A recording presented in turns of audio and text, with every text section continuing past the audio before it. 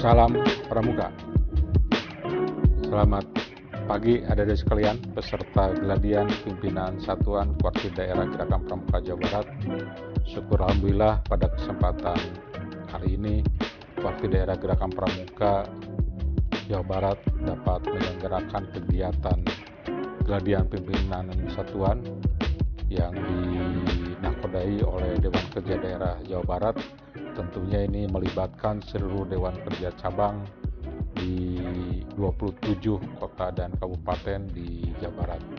Dan tentunya juga ini melibatkan seluruh komponen baik dari Dewan Kerja Ranting maupun Dewan Ambalan sebagai peserta.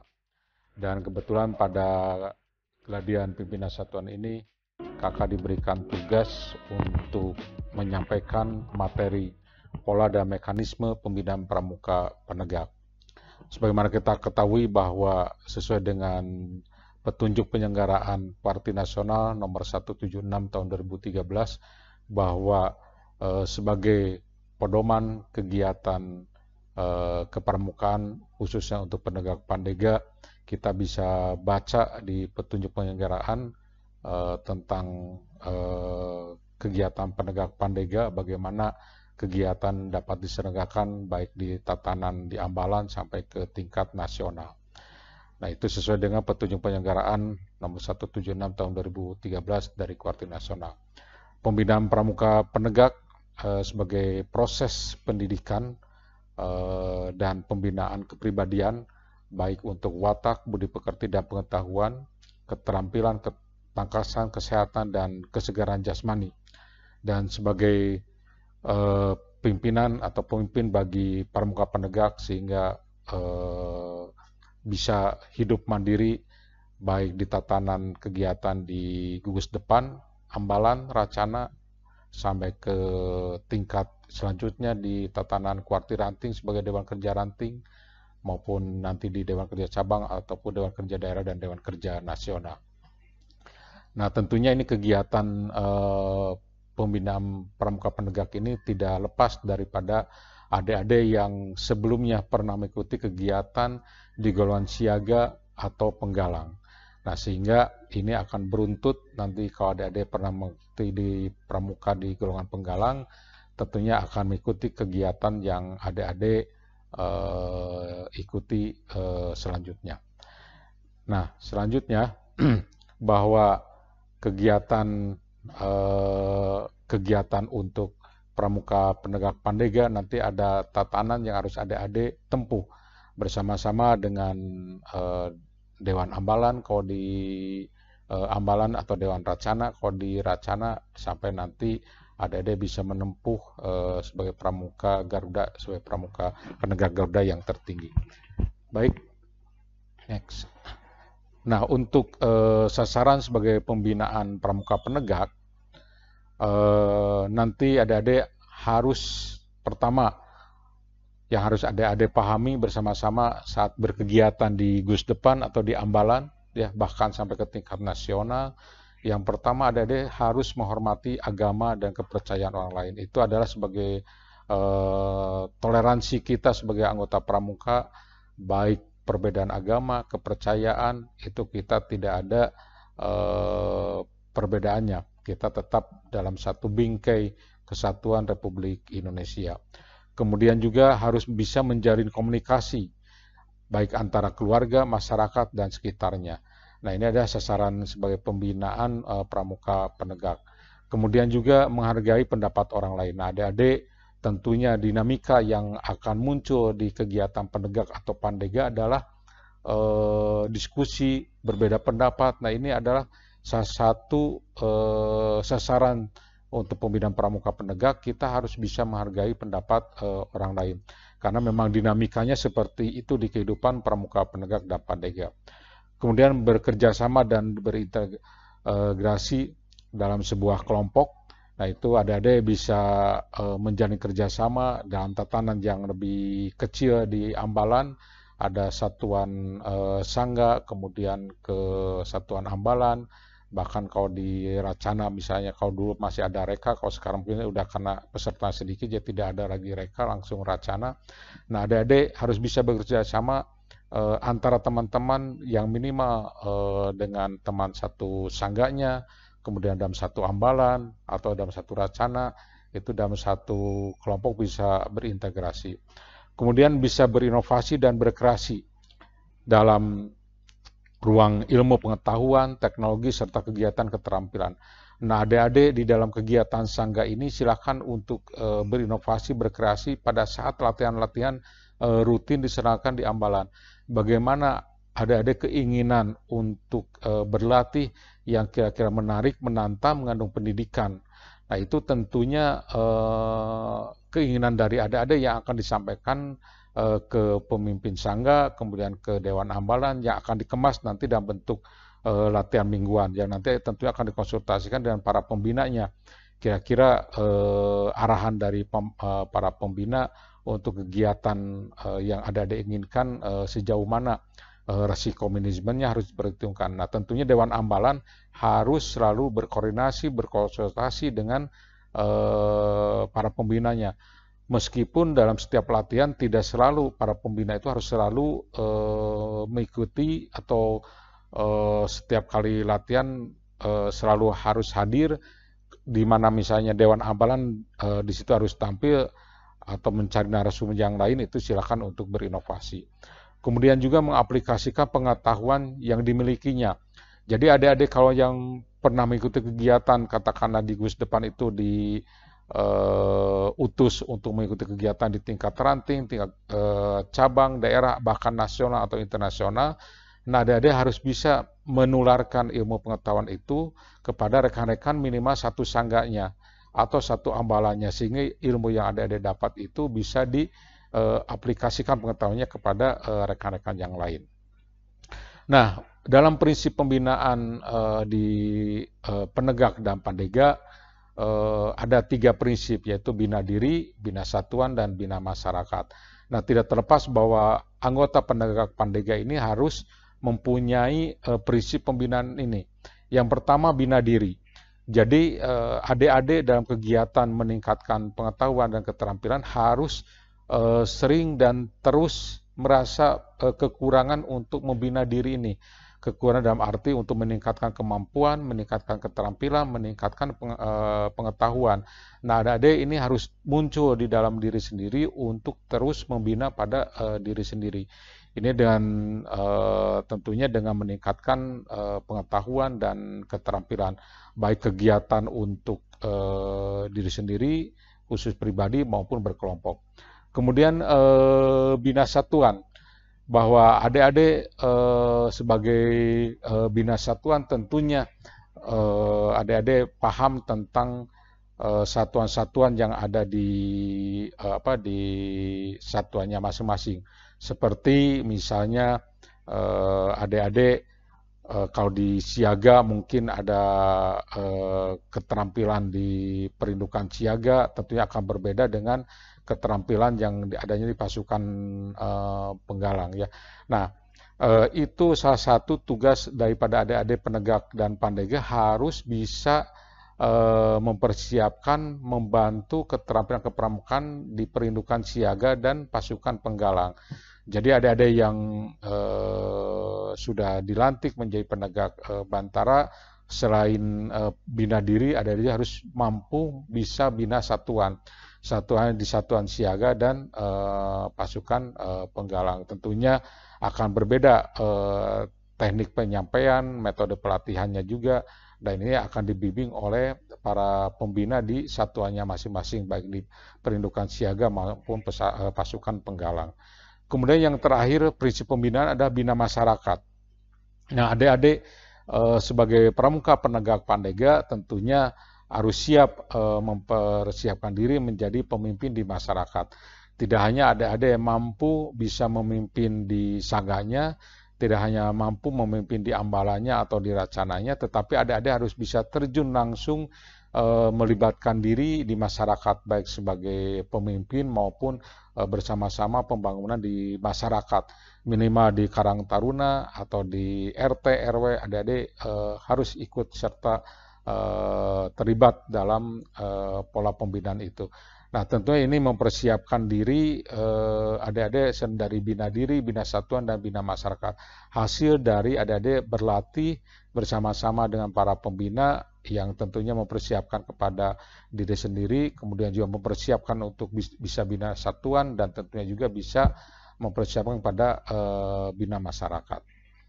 Baik, nah sebagai wadah pembinaan untuk pramuka, terutama untuk penegak pandega, ada 3 wadah pembinaan. Yang pertama di gugus depan.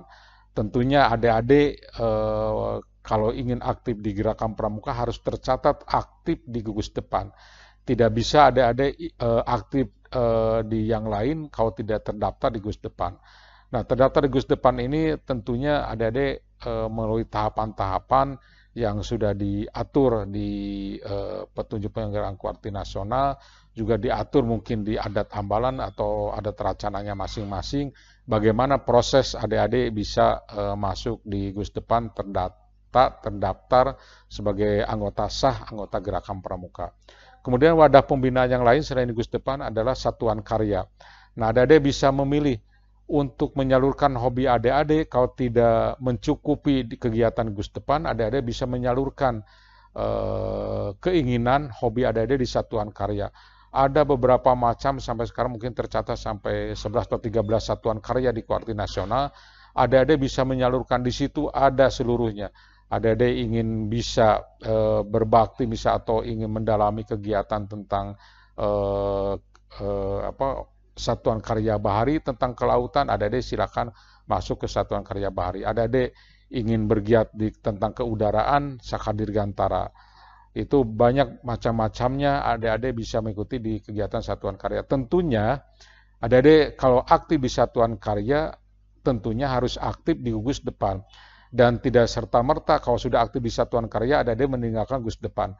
Karena satuan karyanya hanya sebagai wadah pembinaan sementara. Jadi selesai 6 bulan proses pendidikan di satuan karya, adik-adik bisa mengembangkan di gugus depan, menyalurkan pengetahuannya kepada rekan-rekan di ambalan atau di racana. Adik-adik bisa pindah ke krida yang lain dengan satuan karya yang sama, atau adik-adik ingin pindah ke satuan karya yang lain, itu silahkan.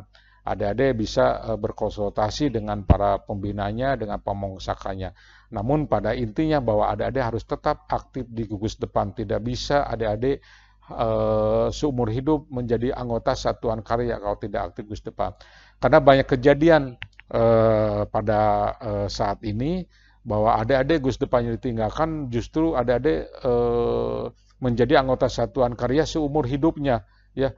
Pada satuan karya itu adalah untuk adik-adik yang peserta didik. Kalau adik-adik udah bukan peserta didik, bukan anggota satuan karya lagi, bisa mengabdi sebagai pamongsaka atau instruktur saka itu, atau mabis saka, itu bisa seperti itu untuk anggota dewasanya. Jadi masih banyak sekarang ini adik-adik yang usianya sudah lepas di peserta didik masih sebagai anggota satuan karya, masih sebagai anggota dewan saka, padahal itu menyalahi aturan bahwa satuan karya khusus untuk adik-adik peserta didik, terutama untuk penegak dan pandega. Sehingga kalau lepas usianya melewati 25 tahun, masuk ke 26, berarti adik-adik sudah tidak bisa menjadi anggota satuan karya. Kalau adik-adik masih senang di satuan karya, bisa melibatkan diri sebagai pamongsaka, instruktur saka, atau mabis saka. Kemudian yang ketiga, wadah pembinaan selain gugus depan, satuan karya adalah kuartir. Adik-adik kalau misalnya sudah aktif gugus depan di satuan karya, adik-adik bisa mengembangkan pengetahuan atau organisasi di kuartir. Contohnya adik-adik misalnya kalau aktif gugus depan, kemudian oleh kuartir ditarik sebagai anggota Dewan Kerja Ranting, tingkat kecamatan, itu ada sebagai salah satu wadah adik-adik untuk pengembangan diri, belajar berorganisasi, belajar mengatur organisasi dari mulai tingkat yang lebih rendah sampai ke tingkat yang lebih tinggi. Nah, itu adalah sebagai wadah pembinaan untuk pramuka penegak pandega. Kakak ulang, ada 3 wadah pembinaan pramuka penegak pandega, yaitu di gugus depan, di satuan karya, dan di kuartir ranting. Nah, sebagai materi pembinaan untuk penegak pandega ini meliputi seluruh aspek, baik kehidupan yang mencakup ranah pembinaan, spiritual, emosional, sosial, kemudian intelektual, dan fisik. Nah, ini adalah materi pembinaan yang harus diselenggarakan di Gusdepan, yang harus dikemas oleh Dewan Ambalan dalam bentuk sampul latihan yang dikonsultasikan dengan para pembina, yang kegiatannya harus menarik, menantang, dan mengandung pendidikan. Jadi kegiatan itu mencakup apa saja, spiritual, kemudian emosional, sosial, intelektual, dan fisik, yang seluruhnya mengarah kepada SKU, SKK, dan SPG. Jadi seluruh kegiatan adik-adik di Ambalan itu harus seluruhnya mengarah kepada SKU, SKK, dan SPG atau Syarat Pramuka Garuda. Nah, kegiatan yang mengarah kepada SKU, SKK, dan Pramuka Garuda itu seluruhnya mencakup kepada tadi kegiatan pada ranah pembinaan tentang spiritual, emosional, sosial, intelektual, dan fisik. Bagaimana cara mengemas kegiatan supaya menarik dan menantang serta mengandung pendidikan? Pintar-pintarlah Dewan Ambalan ngobrol-ngobrol apa yang diinginkan oleh anggota Ambalan, kegiatannya, ya. Kemudian materinya bagaimana dikemas dengan kegiatan, banyak kegiatan di alam terbuka, di luar. Jangan sampai kegiatan pramuka sekarang sudah banyak kegiatan dilaksanakan di ruangan kelas. Sudah 5 hari kegiatan belajar mengajar, kalau kegiatan di sekolah, ditambah kegiatan pramuka pun di kelas. Tentunya ini akan membosankan untuk adik-adik kita, untuk peserta didik kita. Nah, untuk itu Dewan Ambalan harus pintar-pintar mengemas kegiatannya supaya jangan sampai anggota Ambalan merasa bosan. Sudah 5 hari belajar di kelas, kemudian 1 hari lagi belajar atau berlatih di kelas juga. Salah satu kuncinya adalah untuk supaya menarik, menantang, dan mengandung pendidikan pada saat kegiatan tidak usah terlalu lama-lama. Maksimal itu 2 jam kegiatan latihan pramuka sudah mencukupi, ya. Dari mulai diawali dengan upacara pembukaan, ya, kemudian latihan, dan diakhiri dengan upacara penutupan. Perbedaan pendidikan kepramukaan, latihan pramuka dengan organisasi yang lain adalah bahwa latihan gerakan pramuka selalu didahului dengan upacara menaikkan bendera merah putih dan diakhiri dengan penurunan bendera merah putih. Apa maksudnya? Itu ada sebagai penanaman jiwa patriotisme dari mulai anggota golongan siaga, penggalang, penegak, pandega. Nah, ini yakin adik-adik sudah banyak yang meninggalkan di Gusdepan, di Ambalan. Setiap kali berlatih, adik-adik tentunya sudah jarang melaksanakan upacara pembukaan latihan. Sudah jarang dilaksanakan upacara penutupan latihan. Padahal itu ada salah satu syarat untuk mengawali latihan kita. Cukup 15 menit atau 10 menit untuk upacara pembukaan latihan, kemudian dilanjutkan dengan materi latihannya, 2 materi yang kegiatannya yang menarik untuk anggota Ambalan, dan diakhiri dengan upacara penutupan latihan, kemudian diberikan penjelasan kegiatan minggu depannya apa. Sehingga adik-adik yang berlatih itu akan semakin penasaran, aduh kegiatan minggu ini begitu menariknya, mungkin minggu depan akan lebih menarik lagi. Nah, itu harus adik-adik kemas bersama-sama dengan para pembinanya, minta saran pendapat kepada para pembina. Jadi kakak harapkan karena adik-adik ini sudah mengikuti kegiatan Geladian Pemimpin Satuan, sekarang harus bersemangat lagi. Setiap kali berlatih diawali dengan upacara pembukaan, kemudian latihan, dan diakhiri dengan upacara penutupan latihan. Baik, kemudian ada keynote seorang pramuka tidak pernah terkejut, ya. Dia tahu apa yang harus dilakukan ketika sesuatu yang tak terduga ditemui. Jadi keynote untuk kegiatan Geladian Pemimpin Satuan ini salah satunya adalah seorang pramuka tidak pernah terkejut, ya. Dia tahu apa yang harus dilakukan ketika sesuatu yang tak terduga menghampirinya. Nah, adik-adik tentunya dalam berlatih pun sama, pasti hal yang tak terduga itu akan menghampiri. Nah, kita tidak akan terkejut, justru itu sebagai tantangan buat adik-adik untuk lebih siap menghadapi segala tantangan itu. Kemudian Kalau kita lihat bagan mekanisme dan pembinaan pramuka penegak, ya kita ada peta perjalanan pramuka penegak ya. Kalau diawali dari adik-adik dari masyarakat biasa ya tidak pernah mengikuti pramuka sebelumnya, tentunya adik-adik akan mengikuti tahapan-tahapan sebagai anggota pramuka.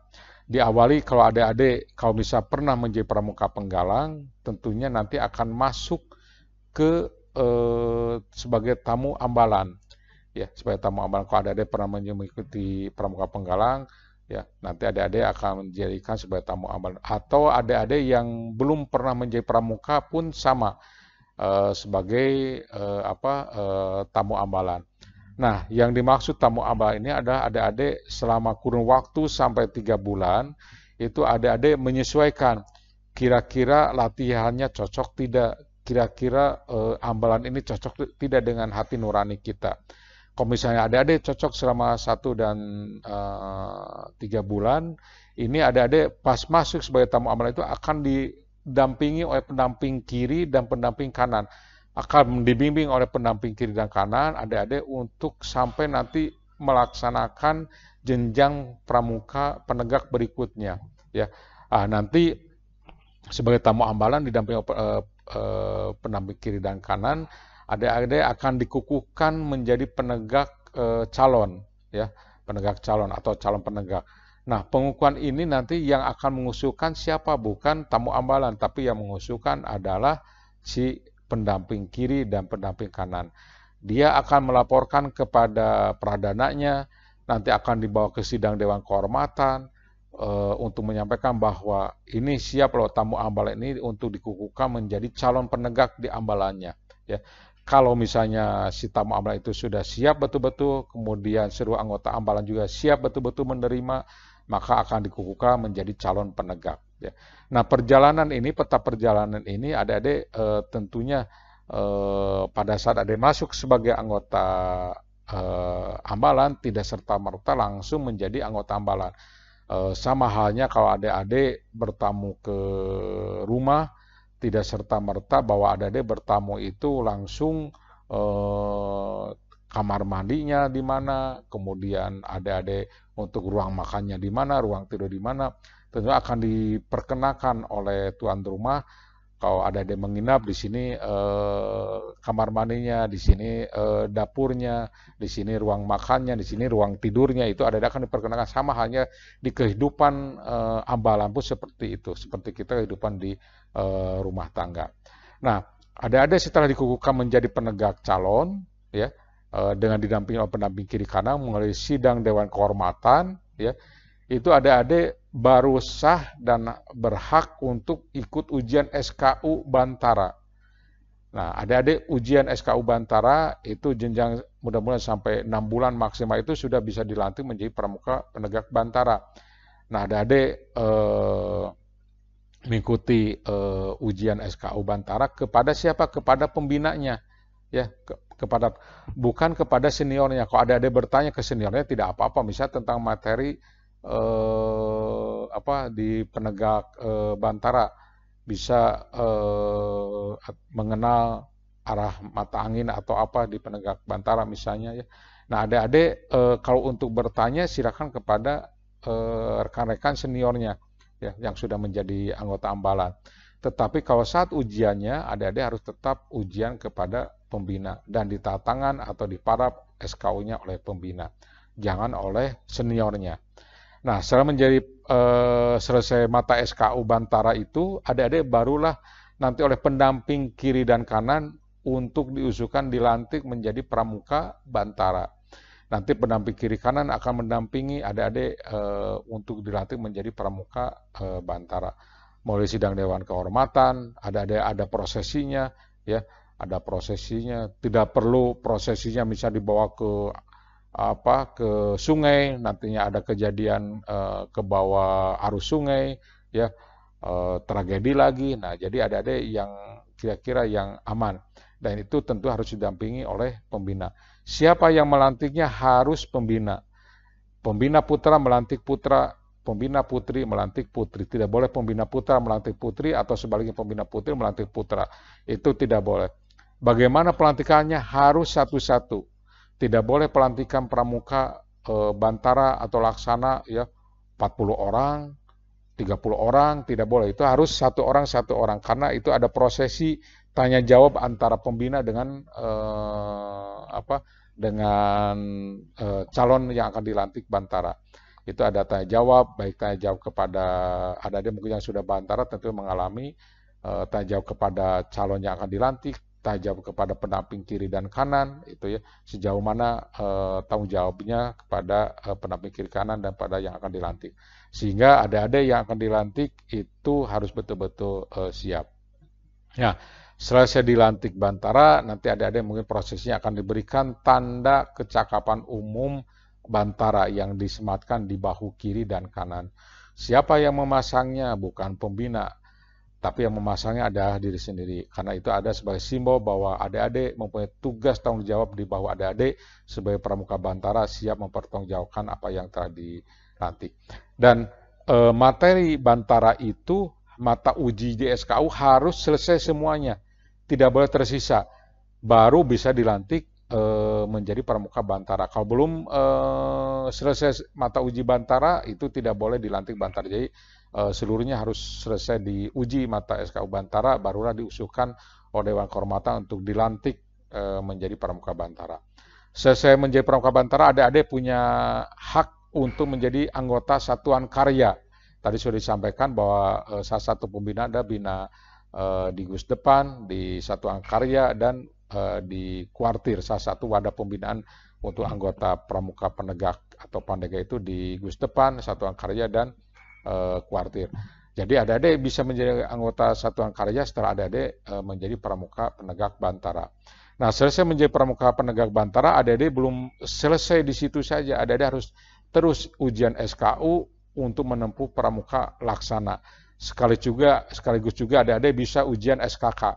Selesai adik-adik dilantik bantara, adik-adik bisa ujian SKU sambil berjalan ujian SKK, syarat kecakapan khusus. Untuk nanti adik-adik mungkin selesai penegak laksana dilantik, adik-adik bisa menjadi penegak Garuda. Nah, selesai mata uji SKU laksana, adik-adik berhak untuk dilantik menjadi penegak laksana dan diusulkan oleh pendamping kiri kanan yang pada saat adik-adik menjadi tamu ambalan. Jadi tamu ambalan ini pendamping kiri kanan akan terus sampai menjadi pramuka penegak laksana. Selesai pramuka penegak laksana, adik-adik bisa menempuh untuk menjadi pramuka Garuda. Dan syarat ujian SKK dari mulai tingkat Purwa, Madya, utamanya itu persyaratan di pramuka Garuda.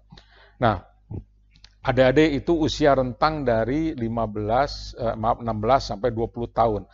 Jadi adik-adik yang masih sekarang rata-rata kalau lihat SMA, SMK itu usianya masih di bawah 16 tahun, masih 15 tahun. Apakah adik-adik menjadi tamu ambalan? Belum bisa ya.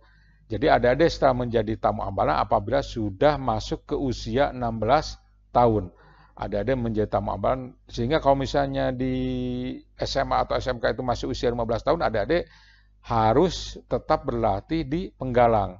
Mungkin kalau sekali melihat atau bersama-sama menyaksikan latihan di ambalan silahkan, tapi kalau adik-adik untuk menjadi anggota ambalan sesuai dengan petunjuk penyelenggaraan, adik-adik belum masuk ke usia pramuka penegak, karena pramuka penegak usianya 16 sampai 20 tahun. Nah, selesai penggalang itu usia masuk ke 16 tahun baru adik-adik menjadi tamu ambalan. Nah, banyak kejadian adik-adik yang usianya masih 15 tahun udah masuk SMA, SMK, bagaimana?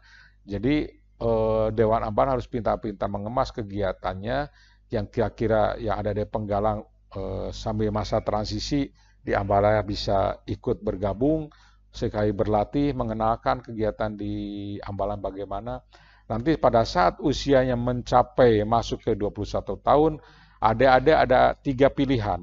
Ya, yang sudah dilantik menjadi penegak laksana ataupun yang belum dilantik penegak laksana. Kalau sudah masuk ke usia 21 tahun ada 3 pilihan. Ada bisa terjun ke masyarakat, ada bisa melanjutkan ke peserta didik pandega usia 21 sampai 25 tahun, atau ada ingin menjadi pembina, itu silahkan memilih sesuai dengan keinginan adik-adik semua. Kalau sudah usia 21 tahun ada 3 pilihan, ya, terjun ke masyarakat, ya, kemudian bisa menjadi pramuka peserta didik Pandega atau menjadi pembina. Nah, itulah peta perjalanan mekanisme dari pramuka penegak.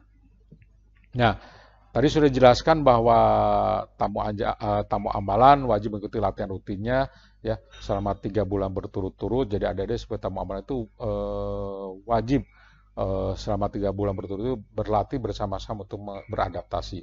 Kemudian sebagai calon penegak juga tadi sudah disampaikan bahwa adik-adik dengan sukarela menempuh kegiatan penegak, ya, ujian SKU sampai adik-adik dilantik menjadi dikukuhkan menjadi calon penegak dan nantinya dilantik menjadi penegak bantara sampai menempuh penegak laksana, ya. Nanti akan mendapatkan tanda kecakapan umum bantara ataupun laksana bahkan sampai pramuka Garuda dengan mengucapkan janji kembali, ya, terisyatya nanti akan bimbing oleh pembinanya. Itu ada prosesinya, adik-adik dilantik menjadi penegak bantara atau penegak laksana didampingi pendamping kiri dan pendamping kanan. Ada prosesnya tergantung kepada adat ambalannya masing-masing. Nah, prinsip-prinsip kegiatan yang harus dipegang oleh adik-adik di kehidupan ambalan, ya, yaitu untuk penegak, dari penegak, dan oleh penegak dengan bimbingan atau tanggung jawab pembina. Jadi kegiatan itu tadi di awal-awal sudah disampaikan bahwa kegiatan menarik, menantang, dan mengandung pendidikan itu apa yang diinginkan oleh anggota ambalan itu, ya. Apa yang diinginkan untuk penegak itu. Kemudian usulnya harus dari penegak, ya. Nanti dilaksanakan juga oleh penegak, ya, dan dinikmati atau dirasakan oleh penegak. Tapi sebelum dilaksanakan, ya, konsep tersebut harus dikonsultasikan kepada pembina sehingga pembina ikut bertanggung jawab kepada kegiatan yang akan dilaksanakan dari penegak, oleh penegak, untuk penegak. Nah, itu kegiatan yang dirasakan di ambalan. Metode kegiatan umumnya biasanya di penegak atau pandega itu diskusi biasanya. Karena kehidupan penegak itu sudah hampir realistis, berbeda kegiatan siaga atau penggalang, jadi memang kegiatan sudah dikemas harus seperti kenyataan sesungguhnya. Seperti metode kegiatan bisa dengan berdiskusi, dengan permainan juga mungkin permainan yang untuk golongan usia 16 sampai 20 tahun atau 21 sampai 25 tahun. Karena tidak mungkin permainannya untuk adik-adik siaga diterapkan untuk adik-adik penegak atau pandega. Kemudian selain permainan juga ceramah, kemudian demonstrasi, ya, demonstrasi adik-adik kalau misalnya latihan tali temali sudah tidak mungkin lagi latihan temali hanya pegang tambang, pegang tongkat, tidak mungkin lagi untuk kehidupan adik-adik penegak pandega seperti itu, tapi adik-adik harus langsung terjun. Katakanlah latihan tali temali, kita berangkat jalan ke sungai, kita membuat satu jembatan misalnya, ya, atau membuat satu perahu yang diikat dari beberapa tongkat, itu adik-adik langsung bisa mempraktekkan. Dan itu akan menarik untuk anggota ambalan, ketimbang adik-adik hanya melatih atau latihannya itu hanya memegang tali dan tongkat saja, tapi harus langsung dipraktekkan ke alam sesungguhnya. Kemudian bentuk perkemahan, nah ini bisa juga yang tadi demonstrasi itu bisa dalam bentuk perkemahan, ya. Demonstrasi bukan hanya kegiatan keterampilan kepramukaan, ilmu pengetahuan, ya, teknologi itu bisa didemonstrasikan. Ada bisa mengundang ahli-ahli narasumber, apakah dari LIPI, dari mana, itu bisa ada minta narasumber untuk membuka wawasan adik-adik.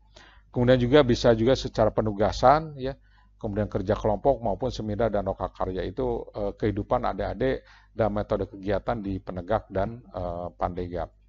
Nah, materi kegiatannya bisa tentang kesehatan jiwa dan raga, ya, health, kesehatan jiwa dan raga, kemudian juga tentang happiness, kebahagiaan, kegembiraan, kedamaian, dan kesyukuran.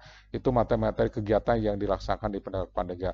Kemudian juga helpfulness, yaitu gotong royong, dan handicraft atau astakarya. Ya, itulah yang dikemas materi oleh Dewan Ambalan dalam kehidupan berlatih sehari-harinya.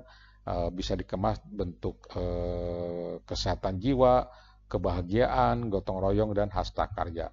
Demikianlah adik-adik materi yang dapat kakak sampaikan. Mungkin nanti untuk pendalamannya bisa oleh Dewan Kerja Daerah atau oleh panitia akan diberikan penugasan sehingga adik-adik akan lebih paham bagaimana pola kegiatan di penegak dan pandega di Ambala atau Racana. Demikian, mohon maaf apabila ada kekurangan dalam penyampaiannya. Terima kasih. Assalamualaikum warahmatullahi wabarakatuh. Salam Pramuka.